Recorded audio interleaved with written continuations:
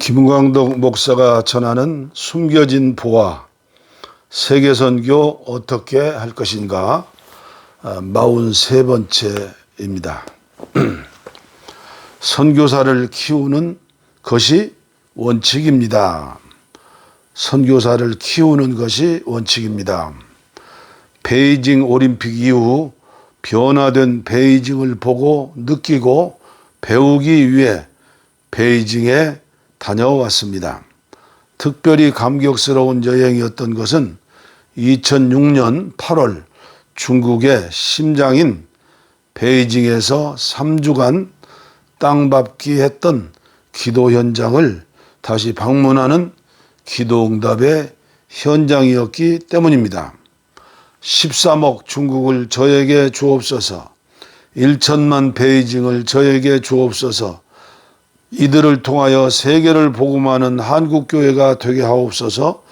제가 섬기는 감리교 본부 출판국 위원들을 모시고 함께하는 여행이었기 때문에 더욱 감사할 수밖에 없었습니다. 이 이야기가 10년 전 이야기네요. 그런데 베이징에서 둥지를 틀고 누룩처럼 선교하시는 선교사님들을 초청하여 말씀도 듣고 격려해야 하는데 하지 못하는 안타까움이 있었습니다. 누구에게도 표현할 수 없는 기도 제목이었습니다. 왜 그랬을까요? 돈 때문이었습니다. 제가 아는 한 베이징 선교사님들 중 물질로 고통당하지 않고 넉넉하게 사역하시는 행복한 선교사님은 거의 없는 걸로 알고 있습니다. 한국 선교사 2만 명 시대를 앞두고 2030년까지 10만 명 선교사 파송을 꿈꾸고 준비하는 한국교회, 선교사나 파송교회가 물질적인 안정과 오병이어의 기적처럼 12광주리가 부스러기로 남는다면 얼마나 행복할까요?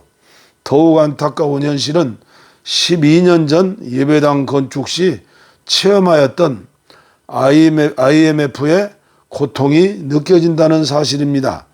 중국 화폐 1위안이 원화 150원이었는데 이제 200원입니다. 미화 1달러가 1000원 미만이었는데 원화는 한없이 추락하고 있습니다.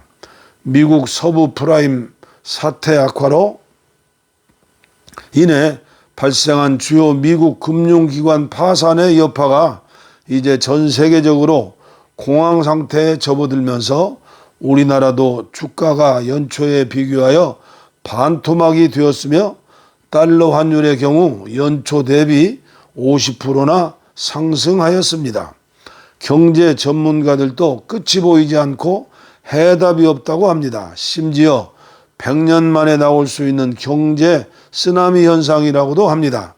아무도 예측할 수 없는 일이 미국에서 시작되었으니 쉽게 해답이 있을 리 없습니다. 영적으로 해석하면 창세기 1장 2절의 말씀의 현장입니다. 역사를 반추하면서 무릎 꿇고 회개하면서 주님의 음성을 들을 수밖에 없는 상황이라면 분명히 기회이고 축복이 될 것입니다. 하나님이 돌리시는 인류 역사의 수레바퀴는 종말의 시간표와 지상 명령, 마태복음 28장 18절로 20절의 성취에 있다고 확신하기 때문입니다. 1929년 10월 미국 뉴욕 월스트리트의 주가가 폭락하면서 시작된 대공황은 세계 곳곳으로 확산되면서 1939년까지 계속되었습니다. 경제는 마비되고 기업 파산은 도미노 현상이 되어 미국 노동자의 30%가 실업자가 되었습니다. 힘겹게 공황을 탈출한 1941년에 프랑클린 루즈벨트 대통령은 4가지 인간의 본질적인 자유를 토대로 한 의회 연두교서를 발표했으며 1944년의 연두교서에는 특히 궁핍으로부터의 자유에 대해 다음과 같이 힘주어 말했습니다. 우리는 한 가지 사실을 명확히 깨닫게 된다. 진정한 개인의 자유는 경제적 보장과 독립 없이는 존재할 수 없다는 것을 빈곤한 사람은 자유인이 아니다. 일자리를 잃은 사람들은 독재의 자양분이 된다. 우리 시대에 이런 경제적 진실을 자명하게 받아들여지게 됐다. 우리는 말하자면 두 번째 권리장전을 받아들이게 된 셈이다. 그 아래에서 우리 모두 신분이나 인종, 신조와 관계없이 모두를 위한 사회보장과 번영의 새로운 기초가 다져질 수 있다. 이 권리들의 목록은 다음과 같다. 첫째, 적절한 음식과 의류, 여가 생활에 충분한 돈을 벌 권리. 둘째, 농민들이 작물을 기르고 팔아 남부럽지 않는 가족 생계를 꾸릴 권리. 셋째, 크고 작은 사업자들이 국내외에서 독점 기업의 부당 경쟁이나 지배에서 벗어나 거래를 할 권리. 넷째, 모든 가족이 남부럽지 않는 집을 가질 권리. 다섯째, 적절한 의료보호와 건강을 누릴 권리. 여섯째, 노후, 병, 사고, 실업 등의 경제적 공포로부터 적절히 보호받을 권리. 일곱째, 좋은 교육을 받을 권리. 설문조사에서 미국인 23%가 미국 경제는 공황 상태라고 응답했다고 합니다. 한국 경제는 어떻게 될 것인가? 정치, 경제, 문화 어디에도 희망은 보이지 않습니다. 언제나 희망은 오직 예수 그리스도입니다. 선교가 희망입니다. 그러나 경제 대국 대한민국 그리고 부유한 한국교회에서 선교사들의 현실은 어떠했습니까? 남부럽지 않은 적절할 정도의 기준이 한국교회 평균치와 비교할 때 부끄럽기만 한 것이 오늘의 현실이었습니다. 언제나 항상 파송교회나 후원교회 앞에 작은 자 되어 눈치를 살피며 구걸할 수밖에 없는 것이 대부분의 현실이었습니다.